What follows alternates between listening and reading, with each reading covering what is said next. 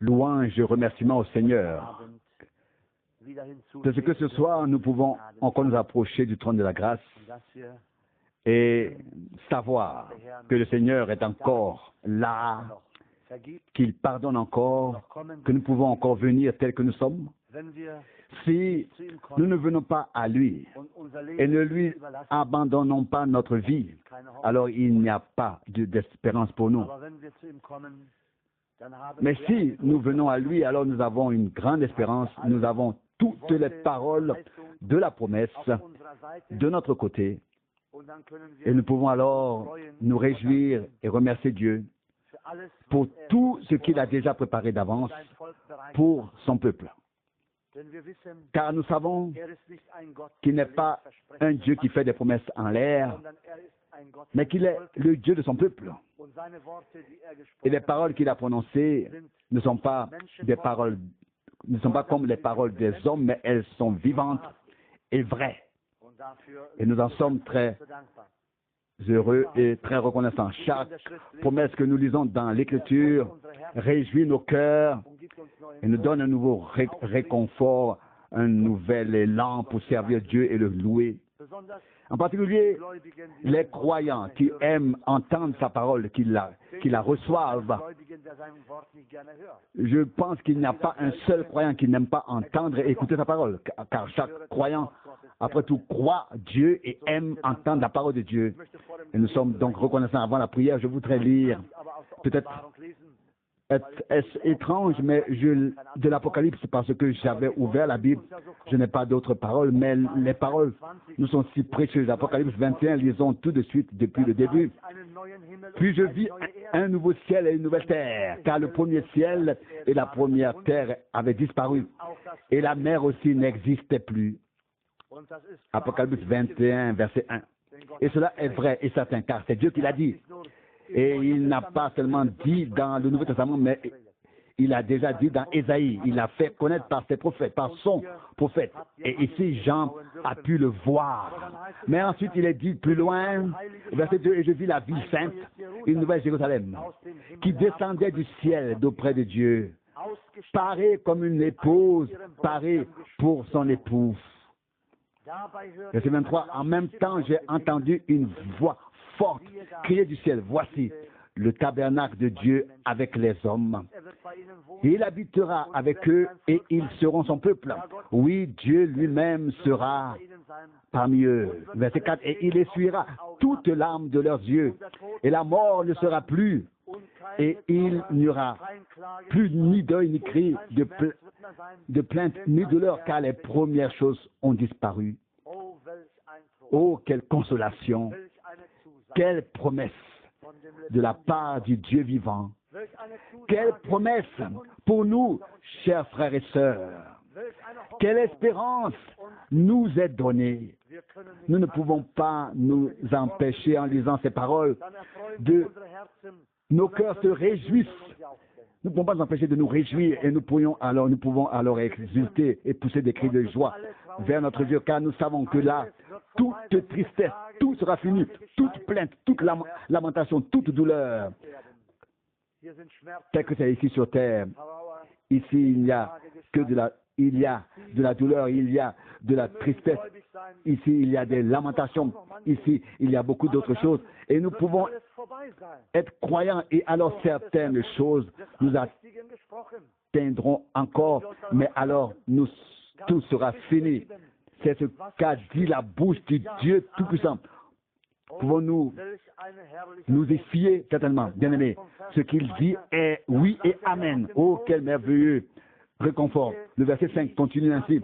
Verset 5. Alors, celui qui est assis sur le trône dit, voici que je fais toutes choses nouvelles. Oui, en ce moment, il y a beaucoup de gens assis sur les trônes et ils font toutes sortes de choses nouvelles. Mais que ce qui est fait de nouveau soit bon, c'est alors une autre affaire. Mais nous savons une chose, c'est que celui qui est assis sur le trône, là-haut, s'il fait quelque chose de nouveau, alors il y aura quelque chose de nouveau, mes chers. Et je crois qu'il y aura quelque chose de bon, bien-aimé. Non pas de répréhensible, mais de nouveau, de très spécial. Verset 5. Puis il poursuivit, écrit, car ces paroles sont fiables et certaines. Oui. Oh, combien précieux que nous puissions nous appuyer sur cette parole, que nous puissions y croire, que nous puissions gagner en confiance, parce que cette parole est fiable et certaine. Parce que c'est la parole de Dieu, bien-aimé. Parce que ce n'est pas un Jean qui l'a prononcé, mais le Seigneur lui-même. Il a fait connaître à son peuple ce qu'il avait l'intention de faire. Il n'a pas abandonné son peuple. Et vous, bien-aimés, les jours s'approchent de plus en plus. Le temps se rapproche. Bientôt, nous pourrons contempler ce que nous avons cru. Oui, peut-être que la parole s'accomplira alors, comme il est écrit, ce que l'œil n'a point vu, ce qui n'est point entré dans le cœur de l'homme. Dieu l'a préparé pour ceux qui l'aiment. Bien, mes frères et sœurs, chers frères et sœurs, s'il fait quelque chose de nouveau, il y aura quelque chose de nouveau.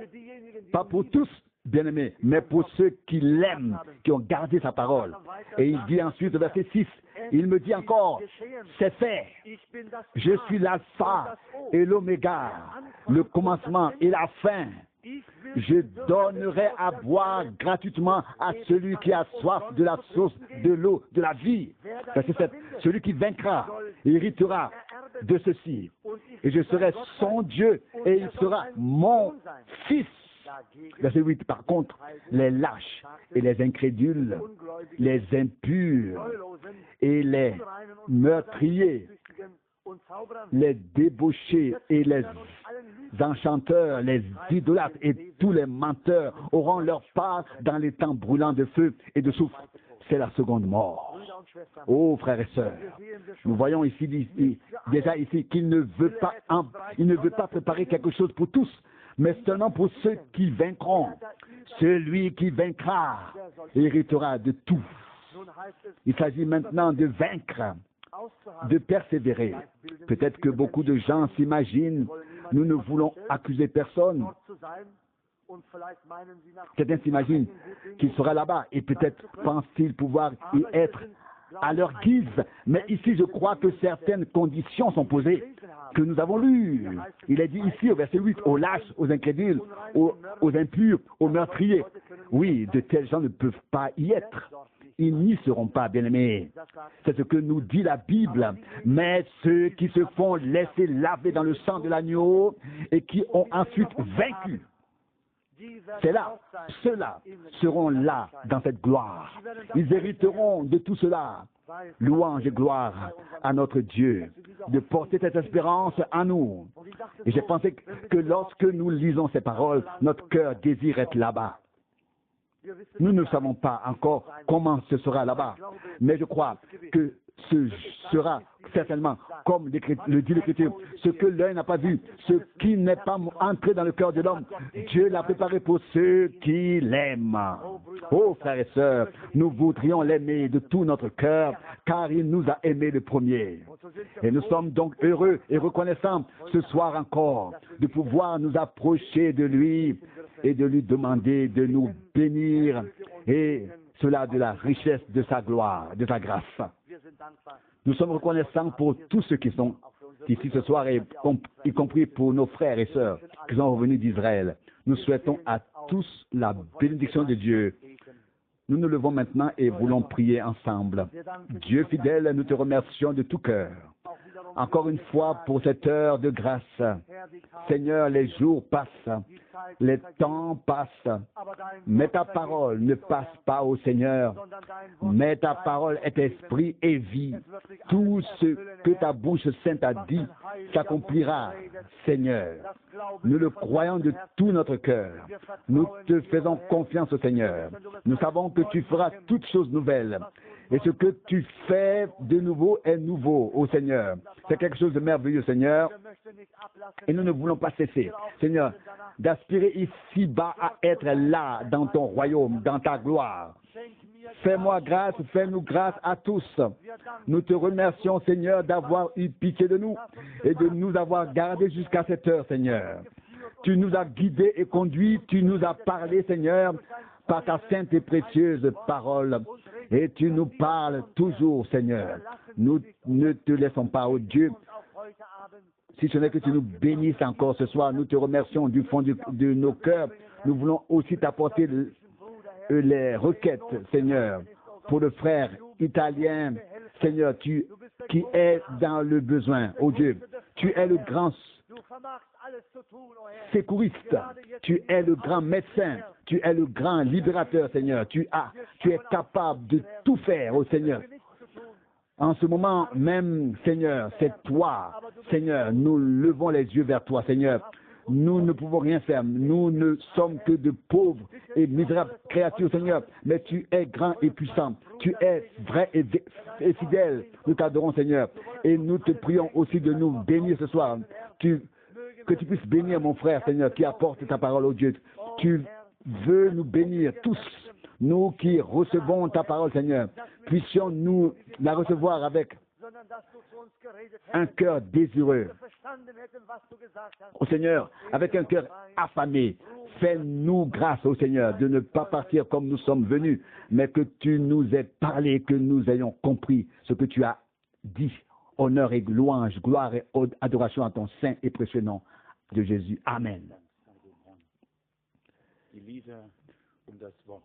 Louange et merci au Seigneur. Les chants et la parole nous ont déjà réjouis. Et je suis sûr que nous allons nous examiner et nous poser la question, serais-je là-bas?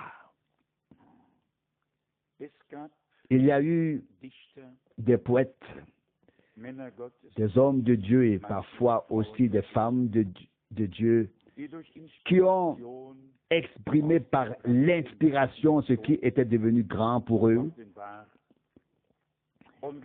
Et il en va de même pour nous. Nous aimerions pouvoir exprimer du fond du cœur ce que la grâce de Dieu, l'amour de Dieu, la parole de Dieu, ce que le divin dans son ensemble représente pour nous. Et puis nous remarquons combien nous sommes courts, combien nous avons du mal à faire confiance au Seigneur, à croire en lui, à être à sa disposition entièrement. Vous le savez, nous étions de nouveau en Israël, nous y sommes retournés et je n'exagère pas, je dis sans doute la vérité, c'était le plus beau de tous les voyages. Pour moi, et je pense pour tous ceux qui y ont participé, cette fois nous avons parcouru 2040 kilomètres au total, de frontière en frontière. Il n'y a pas eu de frontière que nous n'avons pas vue, où nous ne soyons pas allés, et nous avons à nouveau eu de très belles réunions. D'une certaine manière, je me fais remarquer par les Juifs, je ne sais pas pourquoi, mais dans un kibbutz, une femme m'a poursuivi avec de bonnes intentions, bien sûr, et elle voulait savoir qui j'étais, qui nous étions, etc. Et en un rien de temps, nous avons eu une grande réunion en plein air, nous en tant que groupe, et tous les Juifs et camarades juifs qui se sont joints à nous. Et pour la première fois de ma vie, j'ai rencontré des gens, des Juifs de la République populaire de Pologne, de Lodz, Litzmannstadt. Et là, cette femme me dit quand même, oui, mais Jésus était catholique. Nous avons eu une conversation religieuse, c'est compréhensible. Et vous pouvez imaginer ce que j'ai dit. Ce que j'ai dit. J'ai dit, Satan est catholique encore aujourd'hui. Jésus est Dieu pour l'éternité. Et là, j'ai vraiment éclaté. Et puis, on est passé aux choses sérieuses. Et le Seigneur a agi sur le cœur de manière puissante. sur les cœurs, de manière puissante. Le fait que nous n'annoncions pas une Trinité, un Dieu à trois têtes ou à trois visages, mais le seul vrai Dieu, cela nous a permis d'accéder au cœur de ces personnes. Mais pour moi, il était nouvellement clair que les gens considèrent Dieu et la religion comme la même chose. Comme c'est dommage. Comme c'est dommage. Et depuis ce soir-là, j'ai justement dû y réfléchir sérieusement une fois de plus. Et que personne ne croit que nous avons un passe-temps particulier et que ce passe-temps consisterait à critiquer les autres. Nous voulons tout de même créer notre propre béatitude avec crainte et tremblement. Mais cela vaut la peine de réfléchir aussi à la pensée. Nous savons tous, puisqu'il s'agit de la communauté religieuse romaine, que l'on fait donc il béatifie les gens du baptême à l'extrême onction, en passant par la confirmation, tous les sacrements qui apportent le salut sont distribués tout au long de la vie et avant que les gens ne meurent, ils sont encore huilés d'huile pour que le passage se fasse un peu mieux. Et quand ils sont partis, on dit aux survivants, oui, il faut faire quelque chose ici parce qu'ils sont au purgatoire. Pensez un peu à cela. Et je ne dis pas cela à la légère. Je suis mortellement sérieux. Les gens sont rendus bienheureux, béatifiés par le baptême et toute leur vie, ils reçoivent des sacrements salvateurs et encore beaucoup d'autres, toujours jusqu'à la fin. Et au cimetière encore, on dit, il a plu au Seigneur d'emporter notre frère dans sa gloire. Et dans la communauté religieuse, il n'est alors plus tout d'un coup dans la gloire, mais il a soudainement atterri au purgatoire. Tout le salut et les sacrements, et tout est fini et ne vaut plus rien. Oh mon Dieu, cela me déchire le cœur.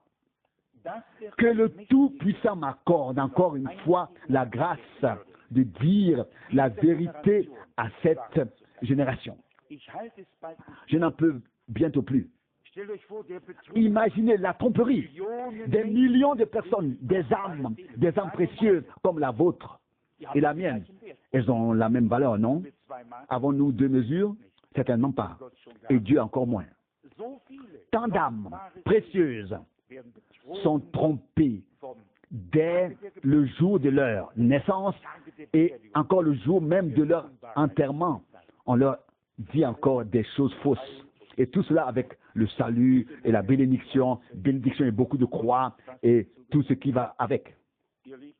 Mes chers, comme je viens de le dire, quand on assiste à certaines choses, il monte en nous d'une part une profonde gratitude et d'autre part une question, Seigneur, comment pouvons-nous atteindre nos semblables? Serons-nous entendus? Qu'est-ce qui doit se passer? Qu'est-ce qui doit être fait? Le temps viendra peut-être où l'on s'adressera aux gens dans les raids, sur les routes, le long des clôtures, car les pieux sont trop pieux. Ils ne peuvent plus guère être interpellés. Ils suivent leur propre chemin et ne se laissent plus beaucoup dire quelque chose de la part de Dieu. La dernière étape devra consister, comme je l'ai parfois dit, à ce que Dieu puisse faire à l'humanité une offre de grâce réelle et globale. Et nous sommes prêts à transmettre cette offre de grâce de Dieu pour autant qu'il nous aide. Les âmes des autres doivent devenir aussi précieuses pour nous que la nôtre. Quand je pense que des personnes partent dans l'éternité sans le Seigneur, quand je pense cela, quand je pense à ça, je pourrais trembler. Je pourrais trembler. Jamais plus ne revient l'occasion de consacrer une nouvelle fois sa vie à Dieu. Et un auteur de chansons chante « Comme le temps passe vite ». Amis, pensez-y. L'éternité arrive bientôt, où l'on ne peut plus rien faire. Pour nous tous, le temps passera plus vite que nous ne le souhaitons. Et qu'est-ce que Dieu a pu faire en nous et à travers nous? Nous n'avons qu'une seule vie, celle que Dieu nous a donnée. C'est à lui que nous la consacrons à nouveau et la mettons à sa disposition afin qu'il puisse nous bénir et nous mettre en bénédiction.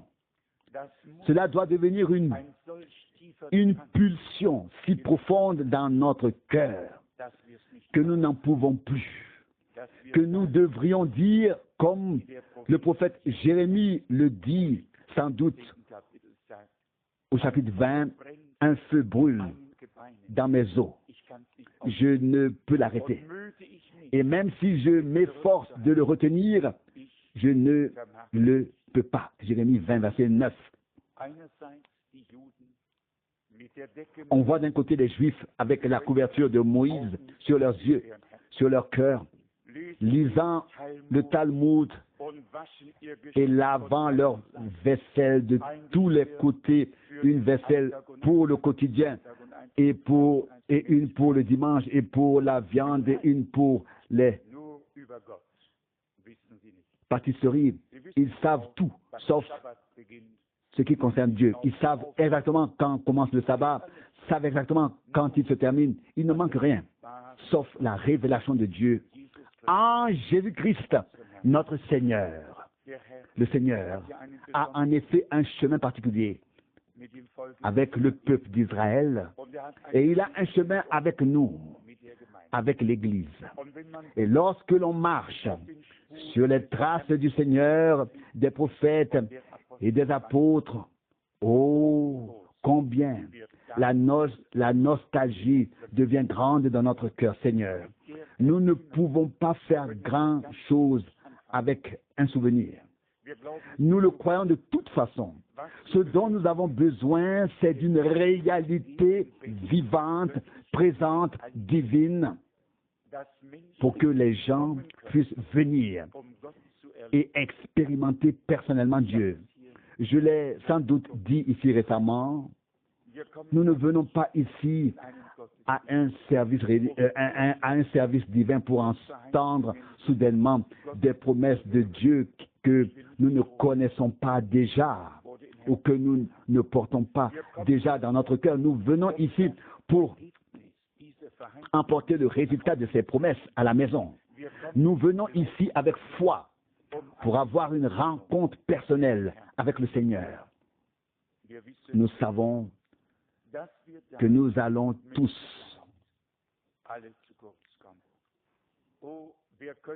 avoir des manquements. Qui pourrait nous montrer le chemin, comme percer vers Dieu? Comment percer vers Dieu? Comment franchir le mur du son d'une manière ou d'une autre pour rencontrer le Seigneur dans la foi? Dieu a fait tant de choses et de grandes choses. La parole que nous avons tous lue dans Apocalypse 21, je ne veux pas du tout prêcher ce soir. En fait, je voulais que nous prions, que nous rencontrions le Seigneur réellement et que nous le recouvrions à nouveau, le découvrions à nouveau, pardon. Mais des pensées si précieuses ont été exprimées ici qui pourraient déjà devenir réalité dans peu de temps. Et un matin, nous nous réveillons et tout est de l'histoire ancienne, tout est arrivé, tout est derrière nous. Et nous serons auprès du Seigneur pour toujours. Il est déjà écrit ici que la ville sainte descendra du ciel. Bien sûr, avec tous ceux qui sont dans la nouvelle Jérusalem. Ils descendront avec elle. D'abord, nous serons auprès du Seigneur. Il viendra nous chercher à la maison. Il viendra nous chercher et célébrera le festin des noces avec nous. Nous serons d'abord avec lui, auprès de lui, puis il descendra avec nous et nous avec lui. Alors le tabernacle de Dieu sera avec les hommes et lui-même habitera parmi nous. Et il essuiera toute larme de nos yeux. La mort ne sera plus. Et il n'y aura plus ni deuil, ni cri, ni douleur, car les premières choses auront disparu. Apocalypse 21, verset 4. Oh, parlez de cris de joie alors, d'exultation, d'allégresse. Personne ne peut imaginer quel jour ce sera. Le jour où nous quitterons cette terre, je le dis crûment, chargé de malédiction, qui sera purifié par le feu avant notre retour. Alors viendra le grand temps de la tribulation et le jour du Seigneur brûlera comme une fournaise. Tous les hommes sans Dieu seront comme de la paille. Et il n'y en a pas. Et il y en a partout. Il n'y en a pas seulement qu'ici, il y en a partout. Il y a suffisamment de paille et le jour du Seigneur aura déjà beaucoup à brûler. Rien ne manquera. Alors nous reviendrons avec le Seigneur sur la terre, purifiée sur la terre, baptisée par le feu, sur la terre rénovée, pas encore nouvelle, mais rénovée. Et nous serons alors avec lui pendant les 1000 ans. Les 1000 ans. Mais la nouvelle Jérusalem ne sera que pour l'épouse et l'ancienne pour le peuple d'Israël. Quand on est là-bas et que l'on voit tout cela comme il faut, on peut encore mieux le situer, le classer. C'est tout simplement merveilleux quand on porte la parole de Dieu dans son cœur. On a alors à chaque pas une relation avec lui, avec sa parole et avec ce qu'il va faire. Et il est dit ici, Apocalypse 21, 5, alors celui qui est assis sur le trône dit, voici que je fais toutes choses nouvelles. Puis il poursuivit, écrit, car ces paroles sont fiables et certaines. Verset 6, il me dit encore, c'est fait. Je suis l'alpha et l'oméga, le commencement et la fin, et ainsi de suite. Tout est accompli. Le jour vient, l'heure, le moment où tout aura atteint son achèvement, sa perfection, et où nous verrons ce que nous croyons. Dans l'une des dernières réunions, j'ai lu la parole, la même parole, tirée du prophète Ésaïe 25, là-bas en Israël. Ésaïe 25, du verset 6. Alors le Seigneur des armées préparera pour tous les peuples sur cette montagne un festin de mets gras, un festin de vin vieilli, de mets gras et moelleux, de vin vieilli et clarifié. Verset 7, et il enlèvera sur cette montagne le voile qui enveloppe tous les peuples et la couverture qui s'étend sur toutes les nations. Verset 8, il fera disparaître la mort pour l'éternité. Il essuiera les larmes de tout visage et il effacera l'opprobre de son peuple partout sur la terre, car le Seigneur l'a promis. C'est ce qui est écrit ici. N'avons-nous pas lu quelque chose de similaire dans Apocalypse 21? Dieu le Seigneur lui-même sera au milieu d'eux et essuiera toute larme de leurs yeux. Apocalypse 21, 4. Et ici, nous voyons le contexte. Isaïe 24, 1 à 3. Sachez que le Seigneur vide la terre et la désole. Il en défigure l'aspect et en disperse les habitants. Verset 2. Il en est du sacrificateur comme de l'homme, du peuple, du maître comme de son serviteur, de la maîtresse comme de sa servante, du vendeur comme de l'acheteur, du prêteur comme de l'emprunteur, du créancier comme de son débiteur. Verset 3, la terre sera entièrement vidée et entièrement pillée, car c'est le Seigneur qui a prononcé cette menace. Personne ne pourra rien faire contre cela. Il n'y a pas de superpuissance. Il n'y en a qu'une, c'est Dieu. Tous les autres sont des pions, des gens qui ouvrent grand la bouche. Le souffle leur manque et ça est fini de leur projet. Psaume 146, 4. Ne devaient-ils pas tous partir? Peu importe à quel point ils se sont remplis la bouche, ils ont tous dû partir et les derniers seront même renvoyés. Le Seigneur régnera sur toute la terre. Cela me réjouit. Rien qu'à la pensée que notre Seigneur, qui a été si décrié et méprisé, sera un jour glorieux. Et nous avec lui. Tous ceux qui ont placé leur confiance dans le Seigneur ne seront pas confondus et ne manqueront de rien. Au verset 19, il est écrit, la terre se brise en ruine, la terre se fend en éclats, la terre s'ébranle et chancelle. Nous sommes maintenant dans Isaïe 24, c'était le verset 19, maintenant le verset 20. Isaïe 24, la terre chancelle comme un homme ivre, elle se balance comme un amas et sa violence pèse sur elle. Elle tombe et ne se relève pas. Et ne se relève pas. Tout cela est en rapport avec le jour du Seigneur. Oh, comme nous aimerions pouvoir exposer tout cela dans l'ordre pour montrer ce que Dieu a prévu. Et tout cela s'est rapproché. Au verset 21, il est écrit, Isaïe 24, mais en ce jour-là, le Seigneur demandera compte à l'armée d'en haut dans les hauts lieux et au roi de la terre sur la terre, chacun dans son domaine.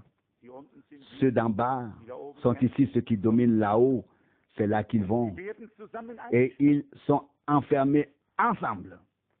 Verset 22, je ne lis pas dans un journal, je lis du prophète Isaïe, chapitre 24, du verset 21 et maintenant le verset 22.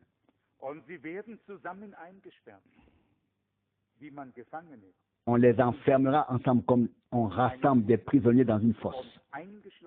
Et on les enferme dans un cachot fermé et on ne les jugera qu'après un long temps. Verset 23, alors la lune pâle rougira et le soleil ardent pâlera, car alors le Seigneur des armées commencera à régner sur la montagne de Sion et dans Jérusalem, et en face de ses anciens il y aura une lumière éclatante. Tout cela n'est-il pas glorieux? Le prophète Joël n'a-t-il pas dit la même chose? La lune perdra son éclat, le soleil ou se changera en sang. Tout cela va arriver.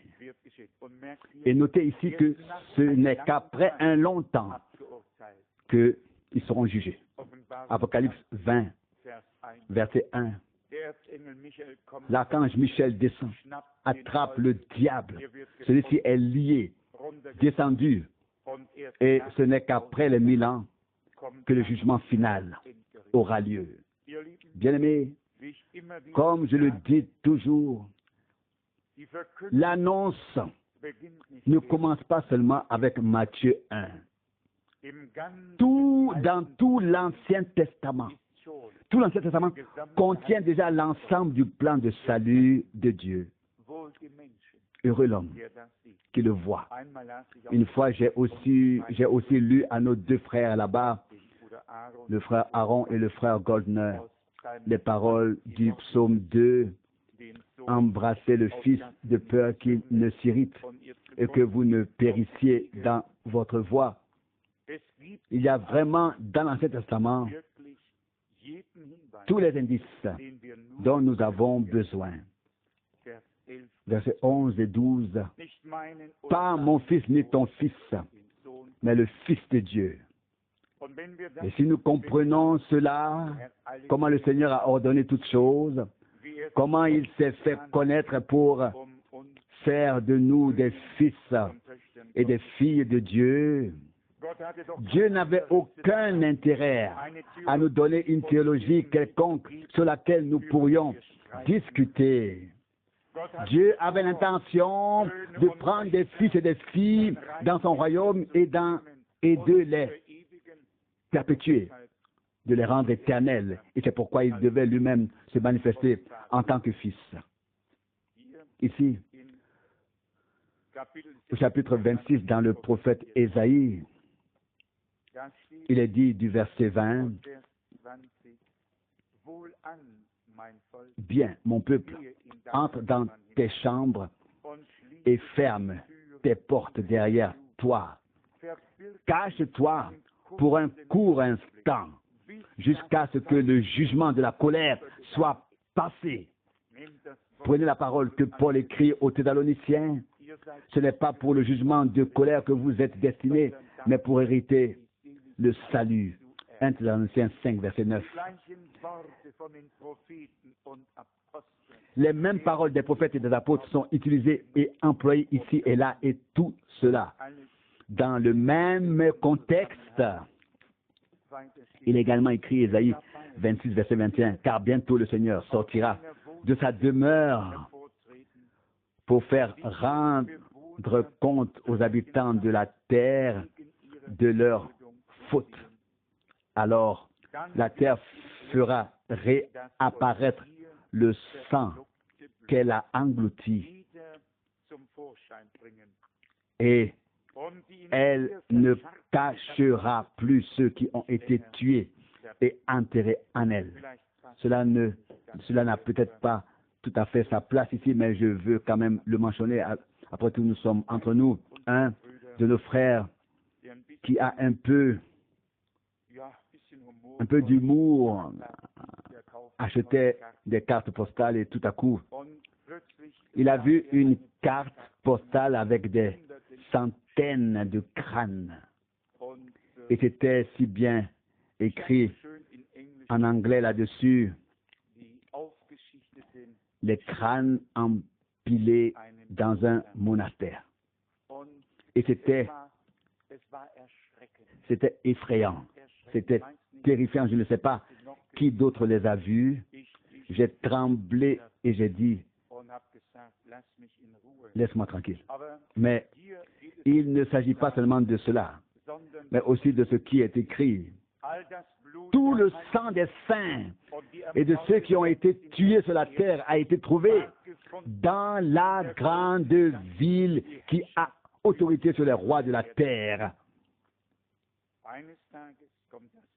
Un jour, tout cela apparaîtra à Dieu, demandera des comptes. Il n'y aura personne pour sortir la tête de l'eau. Alors ce sera vraiment le tour de tous ceux qui ne sont pas du tout visibles actuellement, mais qui font leur politique derrière le rideau. Bien sûr, pas derrière le rideau de fer, mais derrière le rideau pourpre. Et ils ont quand même des liens sur toute la terre, dans le monde entier. tout se passe encore bien. Mais quand l'heure de Dieu aura sonné, malheur, quand l'heure de Dieu aura sonné, tout sera révélé et sera en lumière, comme nous pourrions le lire dans les versets précédents. Peut-être devrais-je le lire. La question est, Ésaïe 26, verset 19, « Tes morts revivront-ils? Mes cadavres, hein? Oui, ils ressusciteront. Réveillez-vous et poussez des cris de joie, vous qui vous reposez dans la poussière, car ta rosée est une rosée de lumière céleste. Et ainsi la terre ramènera les ombres à la lumière du jour. » Ézéchiel 37, Apocalypse 20. Et les morts revinrent à la vie, et ils régnèrent avec le Christ pendant 1000 ans. Apocalypse 20, verset 4. Tout cela à nouveau dans une harmonie si glorieuse qu'on ne peut s'empêcher de dire parfait, parfait, parfait est Dieu et la parole de Dieu. Il ne manque absolument rien. Tout est clair, tout est limpide. Mais pour qui? Seulement à celui qui a l'accès intérieur à la chose de Dieu. J'ai alors lu une autre parole dans le prophète Ésaïe,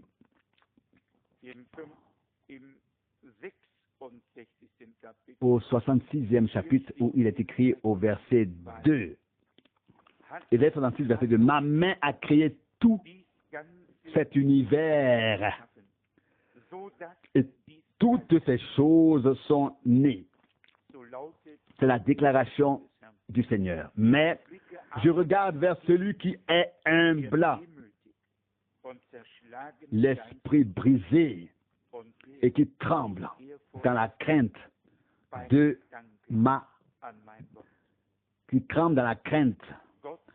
à la pensée de ma parole.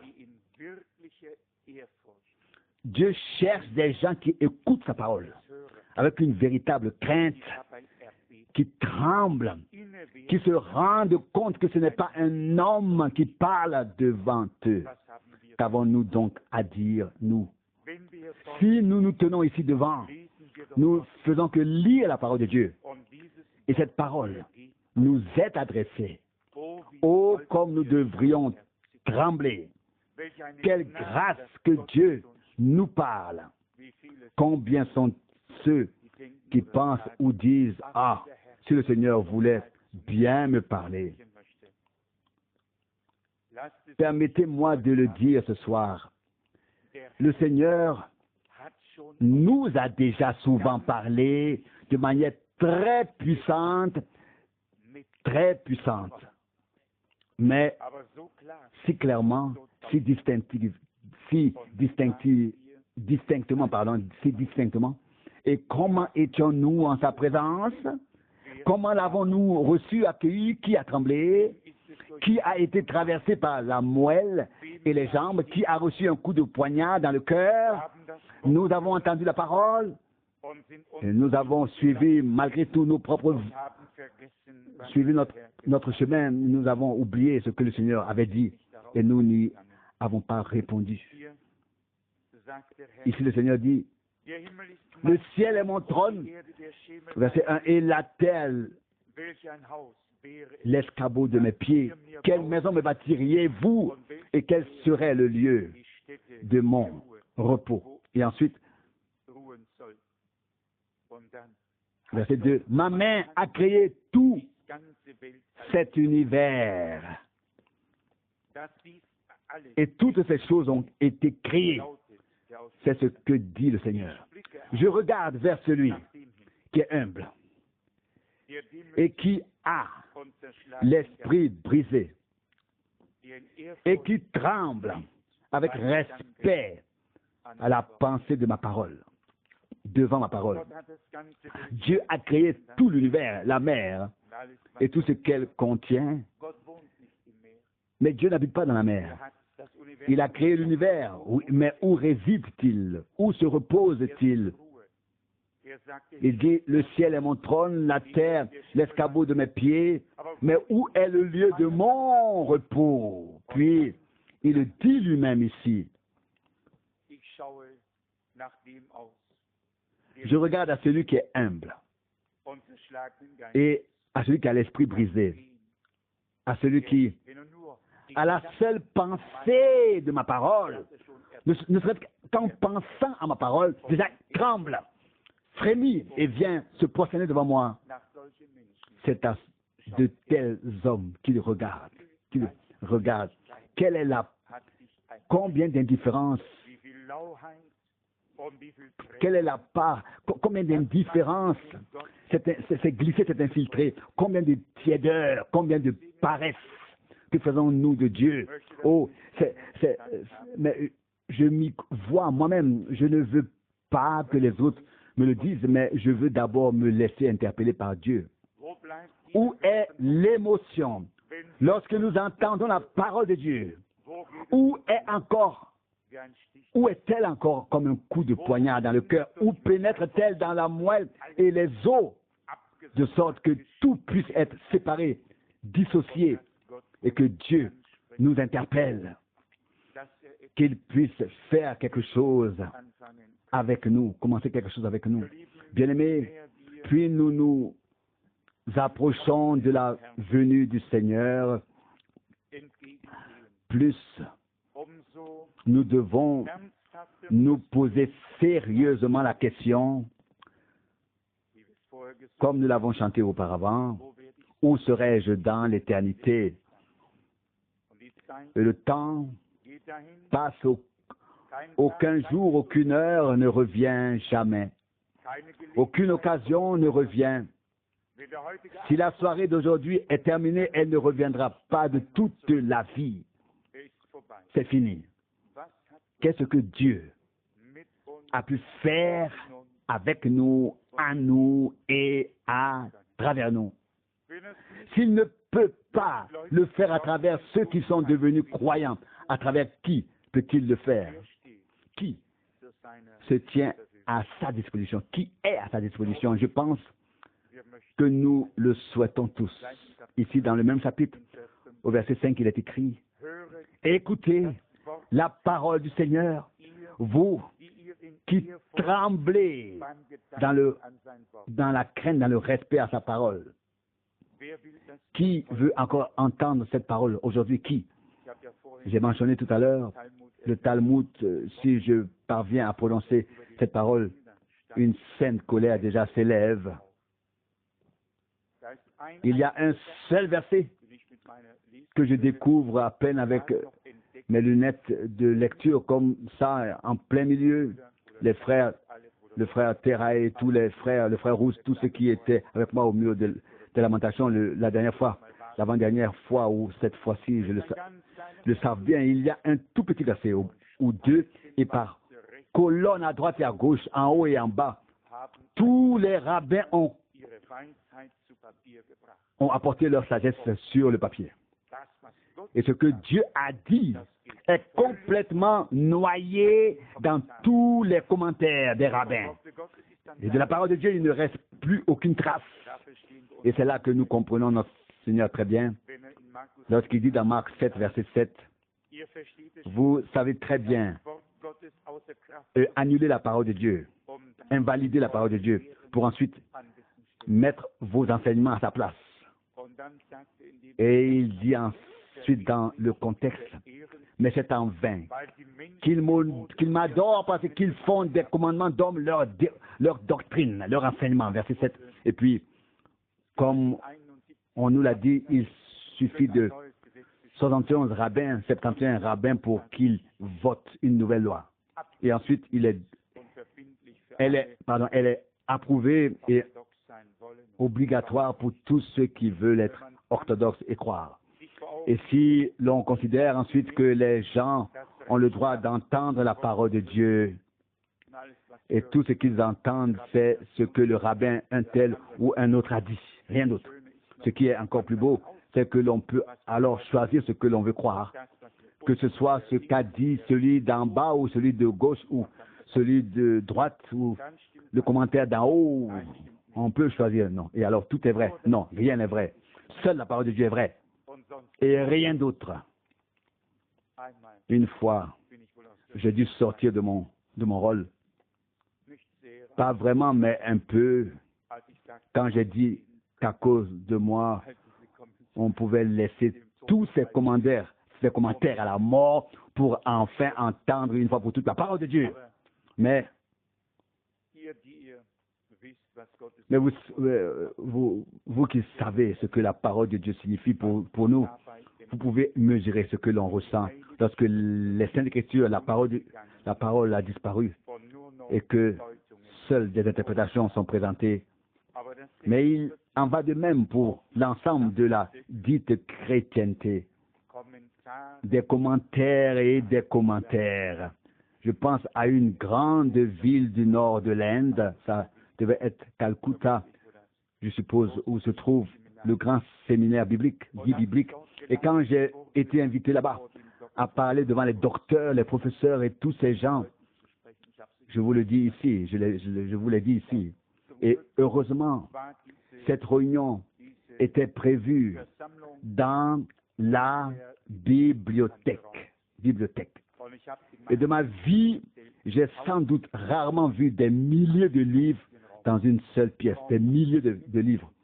La pièce avait au moins cette dimension, et des livres et des livres et des livres. Et vous pouvez imaginer ce que cela signifie pour un homme comme moi qui n'a pas lu un seul livre de théologie, pas un seul. Suis-je à nouveau sorti de mon rôle? Et j'ai dit, après avoir lu ces milliers de livres, vous ne savez rien de ce que Dieu fait aujourd'hui. Et c'est vrai, ce n'est pas de la prétention. Parfois, ceux qui nous critiquent peuvent se prendre la tête à deux mains et dire, ces arrogants-là, pleins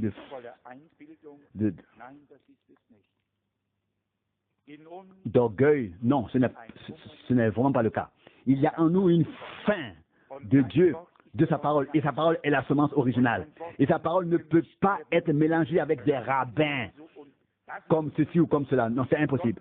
La parole de Dieu est la parole de Dieu et tout le reste est mensonge. C'est ce qui est écrit dans les Saintes Écritures. Et elle ne peut pas être mélangée.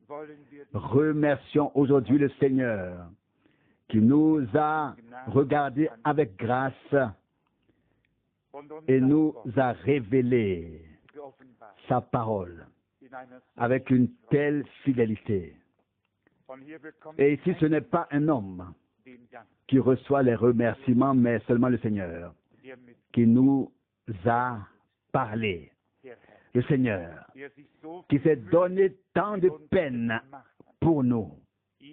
C'est lui que nous voulons servir de tout notre cœur. C'est à sa disposition que nous voulons nous tenir.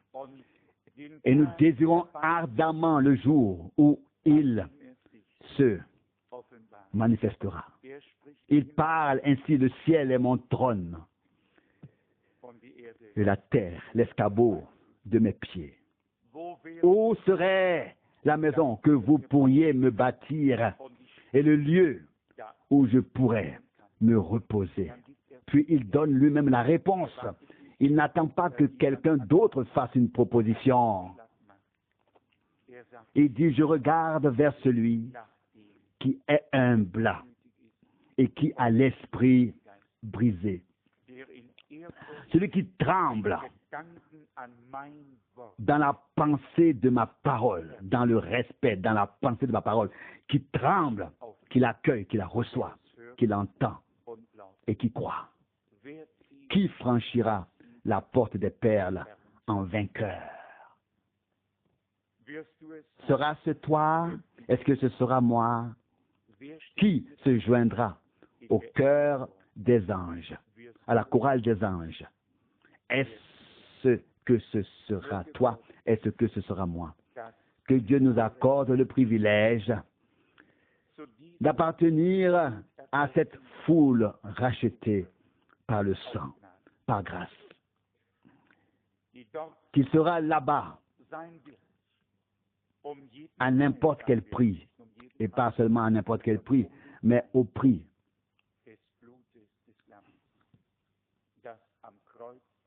du sang de l'agneau versé sur la croix du calvaire.